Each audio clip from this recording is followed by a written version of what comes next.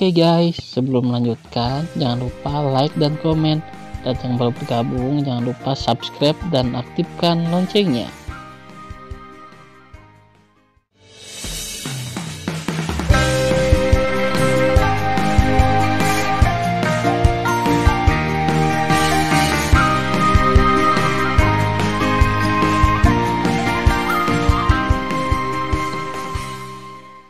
Episode 2. Melanjutkan cerita sebelumnya. Setelah lelaki tua botak itu memompa telapak tangan kanannya ke wajah Tan Yun, kepala Tan Yun tidak patah. Tapi Tan Yun dengan mudah bersembunyi dan muncul di atas kepala pria tua botak itu. Adapun mereka yang ditarik oleh lelaki tua botak itu hanya karena Tan Yun bergerak terlalu cepat, dan bayangan sisa di situ tidak hilang. Bagaimana ini bisa terjadi? Kenapa kamu begitu cepat? Ketika lelaki tua botak itu berseru, Tan Yun menjatuhkan kepalanya. Kecepatannya sangat cepat sehingga lelaki tua botak itu tidak bisa bereaksi sama sekali. Bang! Dengan suara, kepala lelaki tua itu terbelah, dan tubuh tanpa kepala itu berubah menjadi tubuh anjing tanpa kepala, menyemprotkan darah ke dalam kekosongan. Adik kedua. Anjing penjambret jiwa dan 58 tetua yang tersisa berteriak dengan sedih dan marah. Pada saat yang sama, mata mereka dipenuhi dengan keterkejutan. Saya tidak menyangka bahwa dewa kelas 1 di depan saya, kekuatan tantangan lompatan katak, begitu kuat. Ayo, kita bunuh dia bersama. Hancurkan dia dan balas dendam saudara kedua. Petik 2. 58 lelaki tua tiba-tiba menjadi anjing dewa setinggi 10.000 kaki.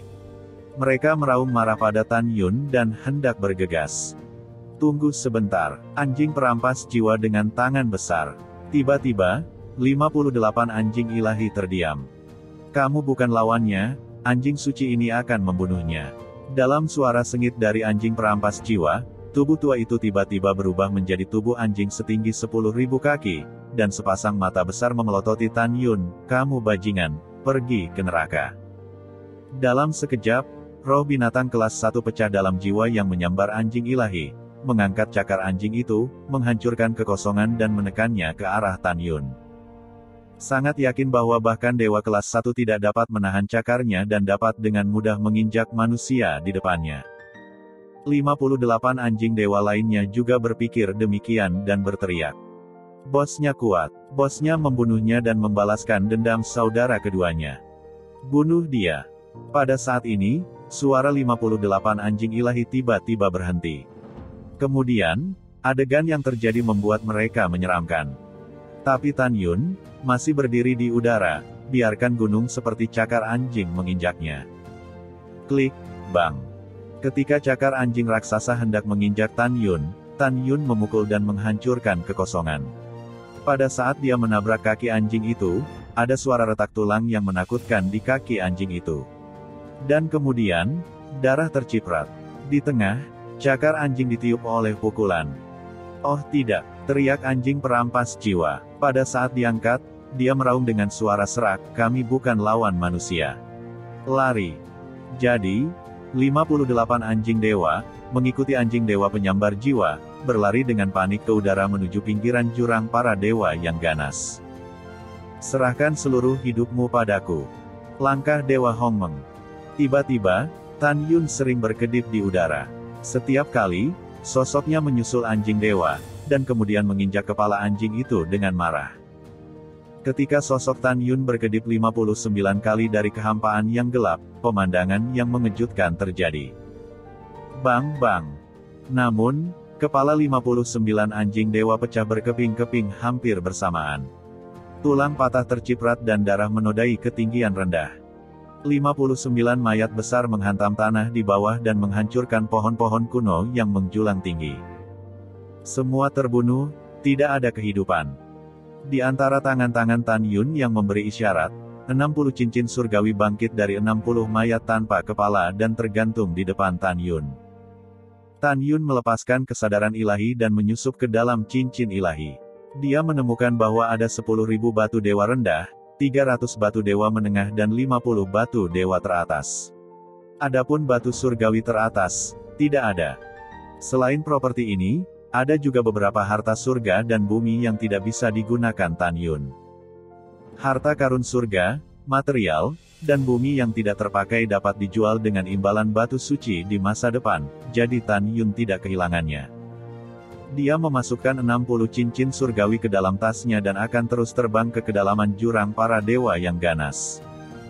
Tiba-tiba, meringkik sedih seorang wanita menembus langit dan datang dari hutan luas di sebelah kiri. Suaranya serak dan sangat sedih. Mendengar pidato itu, Tan Yun terkejut, itu suara yang ganas. Pada saat ini, suara-suara bersemangat keluar lagi dari hutan, hahaha. Hebat, aku tidak menyangka masih ada satu di sini setelah kita membunuh 2 roh jahat dewasa. Ya, hei, kita dikembangkan kali ini. Kami ingin datang ke jurang jahat para dewa dan mencari ular dewa bumi, tapi kami menabrak roh jahat. Hebat, bunuh roh jahat kecil ini lagi. Kita bisa pergi ke kota surgawi Hongmeng untuk menerima hadiah dengan 3 tubuh roh jahat. Wow, hahaha, kita akhirnya bisa menjadi orang-orang dewa kota suci Hongmeng. Saya mendengar bahwa Yuan Dewa Langit dan Bumi di kota surgawi Hongmeng adalah yang paling murni di seluruh dunia dewa Hongmeng. Keren-keren. Petik 2. Mendengar pidato itu, Tan Yun gemetar karena marah. Karena klan roh jahat adalah salah satu dari 12 protos di bawah sukunya sebelumnya. Tan Yun menahan amarahnya dan bergegas ke hutan kuno di sebelah kiri. Sesaat kemudian, Tan Yun terbang ke udara di balik pohon kuno. Dia tidak berani melepaskan kesadaran ilahinya. Karena takut mengagetkan ular. Pada saat yang sama, Tan Yun menebak bahwa karena orang-orang ini memasuki jurang para dewa yang ganas untuk menemukan ular dewa bumi, mereka kemungkinan besar adalah yang terkuat di ranah dewa bumi. Tan Yun menahan napas dan melihat keluar dari kepalanya, tapi dia melihat 3 orang muda yang tidak bisa melihat ranah mereka, menyeringai pada seorang gadis seukuran telapak tangan di rumput. Gadis yang ditampar itu hanyalah dewa manusia kelas 3. Dia memiliki 2 telinga yang runcing dan tegak. Fitur wajahnya persis sama dengan manusia. Satu-satunya perbedaan adalah mata kirinya berwarna hijau tua dan mata kanannya berwarna merah darah. Suku roh galak dan suku elf persis sama kecuali mata mereka. Para elf secara alami baik dan memiliki kekuatan supernatural yang kuat, penyembuhan yang hebat. Roh-roh jahat itu berbeda. Mereka ganas dan kejam. Murid hijau gelap mata kiri mereka disebut mata dewa angin ajaib, yang dapat melepaskan kekuatan angin ajaib dan meningkatkan kecepatan dan kekuatan mereka 100 kali lipat. Mara berdarah di mata kanan adalah mata roh jahat yang mengejutkan surga. Itu bisa melepaskan api roh jahat dan membakar jiwa musuh sampai kehampaan. Di masa lalu, Tan Yun, dengan kekuatan besar, menaklukkan patriark keluarga roh jahat pada waktu itu dan mengkanonisasi dia sebagai dewa roh jahat. Dewa roh jahat memimpin keluarga roh jahat untuk membuat sumpah darah dan berjanji setia kepada Tan Yun sampai mati. Bersama dengan 11 dewa lainnya, dia mengikuti Tan Yun untuk bertarung di surga dan membuat pencapaian besar untuk penyatuan Tan Yun dari dunia dewa Hongmeng. Ketika Tan Yun menyatukan dunia dewa Hongmeng, dia bertarung dengan iblis asing untuk waktu yang lama. Dalam pertempuran mengguncang dunia dan tangisan hantu dan dewa, roh-roh jahat itu berani dan pandai berkelahi, membunuh pasukan iblis berkali-kali, dan membayar nyawa mereka yang berharga untuk makhluk-makhluk di seluruh dunia dewa Hongmeng. Memikirkan hal ini, Tan Yun memandangi 2 mayat berdarah yang tergeletak di tanah di samping ketiga pemuda itu. Hidungnya masam dan matanya basah. Pada saat ini, gadis jahat yang hidup, dia melihat tubuh orang tuanya di tanah, air mata mengalir. Kemudian dia menatap ketiga anak muda itu. Suaranya yang serak tapi indah mengandung kesedihan dan kemarahan yang tak ada habisnya. Kalian manusia tidak tahu berterima kasih. Aku, klan roh jahat, dulu mengikuti Maha Guru Hongmeng dan bertarung dengan iblis ekstrateritorial yang menyerang dunia dewa Hongmeng demi keselamatan leluhurmu. Dalam pertempuran lagi dan lagi, orang-orang saya mati tak terhitung jumlahnya dan memberikan hidup mereka yang berharga. Tapi hanya saja kalian manusia tidak menghargai keluarga kami. Pada tahun-tahun ketika Tuan Hongmeng Supreme jatuh, kamu telah melakukan pembunuhan tanpa akhir pada keluarga ganas kami. Tercela dan tak tahu malu. Salah satu anak muda dengan pakaian cantik berkata dengan tawa liar, "Kami tidak dapat mengubah nasib Anda, apakah kami tercela atau tidak tahu malu?" Kemudian pemuda itu memerintahkan dua pemuda berjubah putih di belakangnya, "Pergi, dan bunuh dia. Kalau begitu pertama-tama kita kembali ke kota Raja Dewa dan memberikan tubuh 3 roh jahat kepada ayahku, dan kemudian biarkan ayahku membawa kita ke kota para dewa untuk menerima hadiah. Lagi pula, kita hanyalah dewa bumi kelas 5 butuh waktu lama ke kota suci." Mendengar pidato tersebut, dua pemuda berjubah putih dengan hormat berkata, "Ini Tuan Muda." Dengan itu, kedua pemuda itu pergi ke arah gadis jahat di tanah. Tan Yun bersembunyi di balik pohon, mengepalkan tinjunya dan memutuskan untuk menyelamatkan gadis jahat itu di tangan 3 dewa kelas 5. Tunggu. Tiba-tiba, sebuah suara masuk ke telinga ketiga pemuda itu. Mereka tercengang dan segera menjadi waspada. Mereka mengikuti pamor, tetapi melihat seorang pemuda berbaju ungu keluar dari balik pohon tua.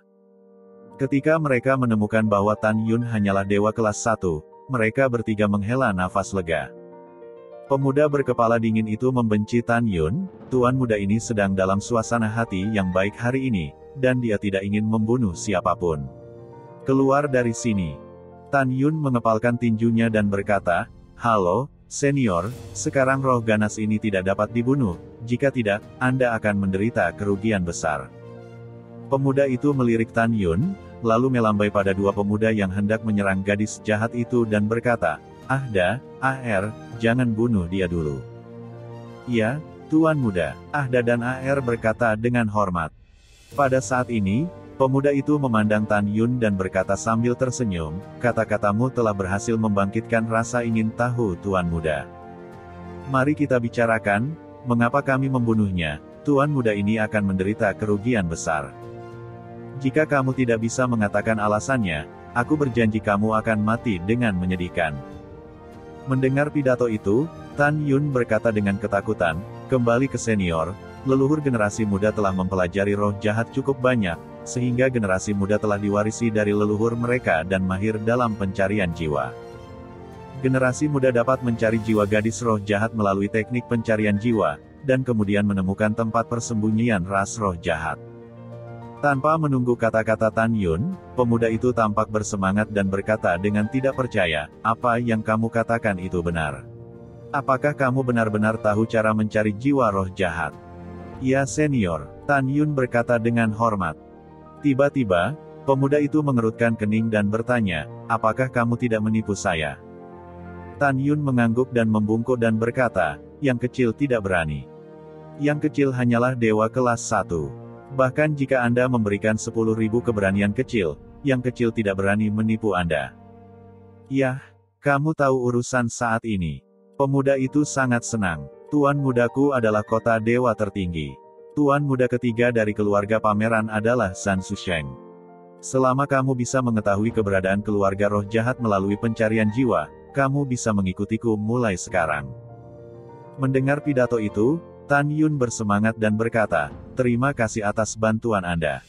Saya harus mencari tahu keberadaan roh-roh jahat itu. Jangan bicara omong kosong, mencari dengan cepat."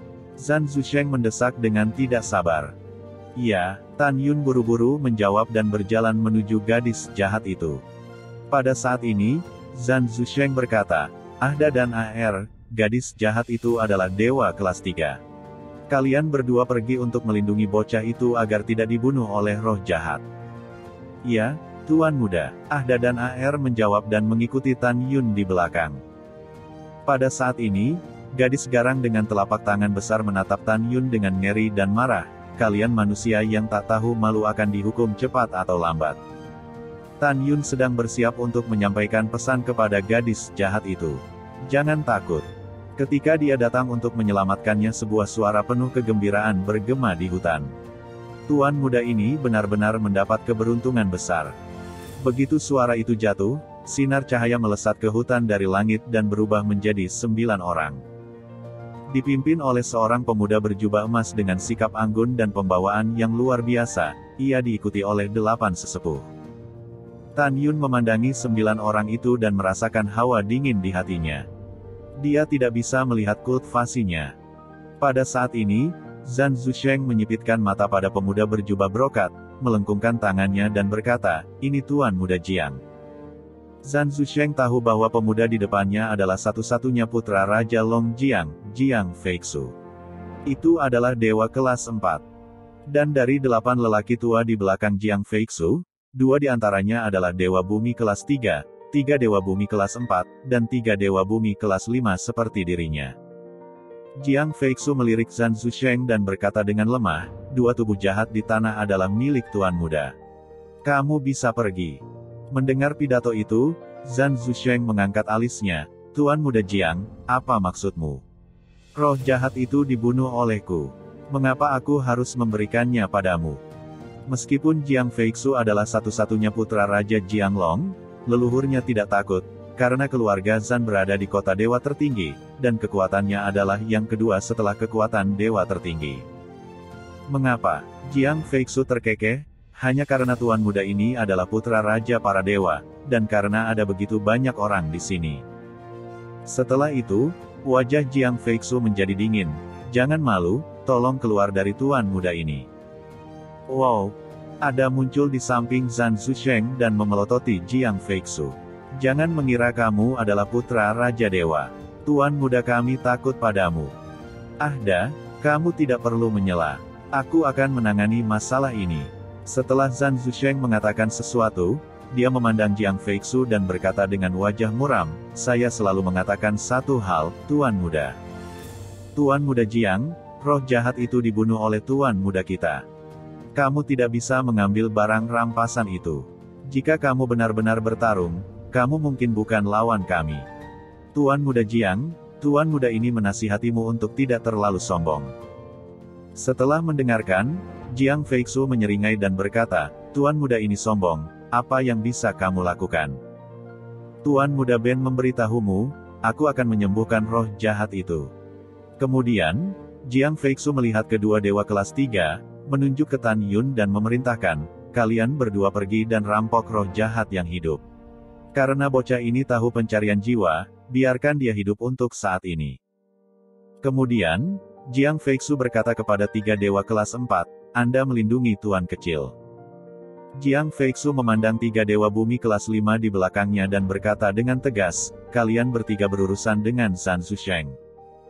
Budak tua, patuh." Jadi 3 dewa bumi kelas 5 bangkit di udara dan pergi ke Zhan Zusheng dan Ahda.